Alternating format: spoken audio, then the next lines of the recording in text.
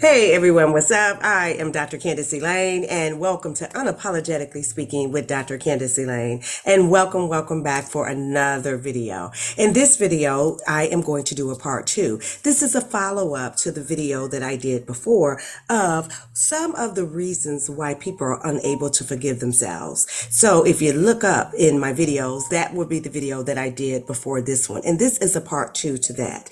And this, I had to come share this video with you. And I'm going to talk about the process of how to start self-forgiveness. You know, self-forgiveness, like I stated in my first video, is a virtue. A lot of us don't know how to do it. We were not taught. We were not trained. It wasn't even brought to our attention on how to apply self-forgiveness in our lives. Self-forgiveness would eliminate so much stress, so much worry, so much trauma, so much drama. It will eliminate so much where we will be in alignment with self. We'll be able to appreciate self, because some of us are walking out there and walking around appreciating others, but not appreciating ourselves. So that's what we're going to talk about today. We're going to talk about the process of how to start forgiveness, self-forgiveness. So let's get into number 1. Y'all know I'm going to have these numbers for you. Let's get into it.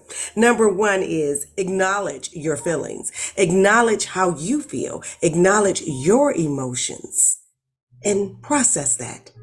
We don't acknowledge how we feel. When you don't acknowledge how you feel and sit down and able to process how you feel and what's really going on with you, you seem to put your problems or whatever you have going on within to the side, or you leave them dormant. You leave them pressed down and you don't acknowledge what's going on inside. You acknowledge what's going on the outside and with others. And you don't forgive yourself. You self-sabotage because you're not tapped into you. So the first one is to recognize and accept what's going on with you. That's the first thing you need to do on how to start the process of self-forgiveness. The second is understand your mistakes. Understand that, hey, we all make mistakes. I'm human. Acknowledge that you're human. That goes with number 1. Acknowledge that you're going to make mistakes. I've never met a person that didn't. I never met a person that was perfect, perfectly imperfect. That's cool. But I've never met a person that didn't make mistakes. That didn't just come out of a mistake, going into a mistake, walking into a mistake, sleeping with a mistake. I've never met a person that was not in that category. So you need to acknowledge that you are there. Let's get rid of the perfection syndrome. Let's get rid of that. That's just not reality, self-forgiveness. So acknowledge that you do make mistakes, because I know I do, and I'm okay with that because I know how to self-forgive. I know how to forgive me and to say, okay, get on up. Let's do this again.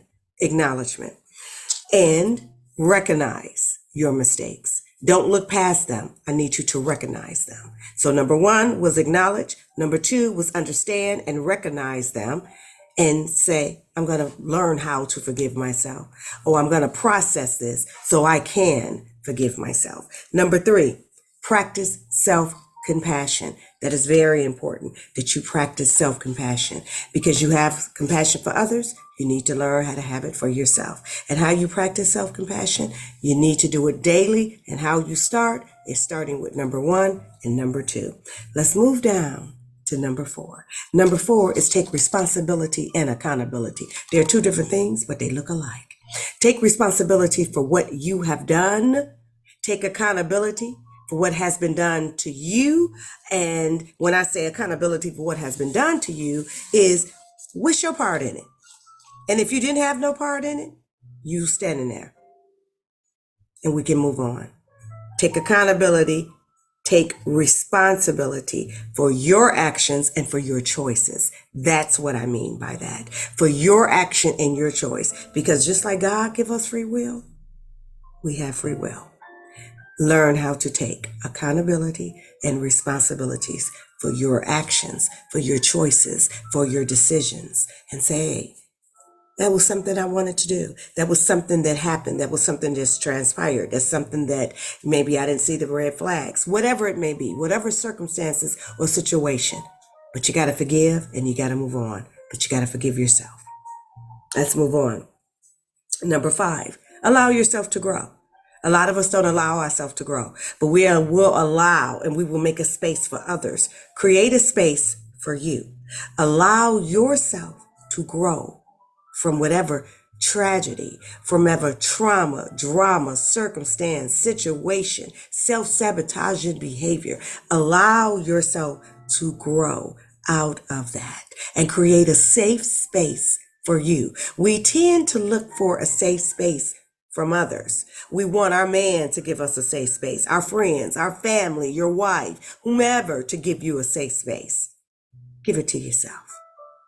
That will help with the process of self-forgiveness. Create a space for you within your life. Create a space for you because you got a space for everybody else. But create a safe space for you. Number 6, apologize if necessary. Oh yeah, I know. Say you're sorry to yourself. Apologize if necessary, which it is necessary. And then also apologize to others if you have to. That will help with self-forgiveness. However, there's a double-edged sword to that. We tend to apologize to others, but don't know how to apologize to ourselves.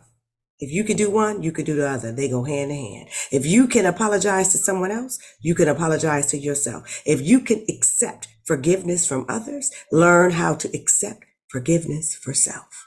It goes hand to hand. Don't you dare take one and don't take the other. Let's move down to number 7. Seek support because some of you may need to get support when it comes to learning and applying the process of self-forgiveness in your life.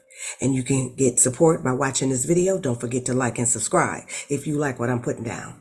And you can also seek support from a loved one, from others, from people that have a higher understanding about self-forgiveness. Seek support. There's resources out there. I'm going to need you to be resourceful. Number 8, change the narrative. Challenge your self-sabotaging behavior, your self-sabotaging talk, that negative self-talk. Challenge that. Change the narrative, meaning when you see that you're being a little hard on yourself and you're going into that self-sabotaging behaviors, whatever it may look like for you, or when you see that you have negative self-talk, I want you to say to yourself, okay, stop. This is doing too much. Let me stop. I'm beating myself up. Change the narrative. Learn how to do that. And how you do that? Simple. Stop. Check yourself in the moment. That's number 1 of how you do that. Check yourself in the moment when you have that negative self-talk and self-sabotaging behavior. Check yourself in the moment. Not later, but in the moment. Let's move down to number 9. Give yourself time. This is a process. You're not going to stop overnight. You're not going to learn this overnight. It is a process. Allow time. Give yourself time to adapt to the new, adapt to the healthy, just like you had and you were able to adapt to the unhealthy behavior. Allow yourself time to adapt. Give yourself time. Number 10, keep going. This is a daily process. You don't start something on Monday and on Tuesday you think it worked or you're going to stop on Wednesday. You keep going. You want to apply self-forgiveness and self-love every day. Because if you can love yourself on a higher level, you can love others on a comfortable, healthy level. But you see how I worded that? Loving yourself on a higher level, loving others on a comfortable, healthy level. Most of us have it backwards. We love others on a higher level, and we see others as better than us, or we need to place them first, and we place ourselves second, and we love ourselves just, hey, we just gonna life. We're gonna get in where we fit in. We're going to change that today. We're going to learn to love ourselves and apply self-forgiveness. So that is what I have for you today.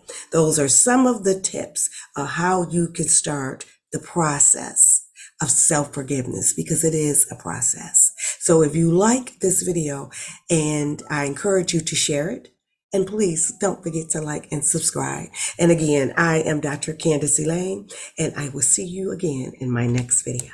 Have a good day.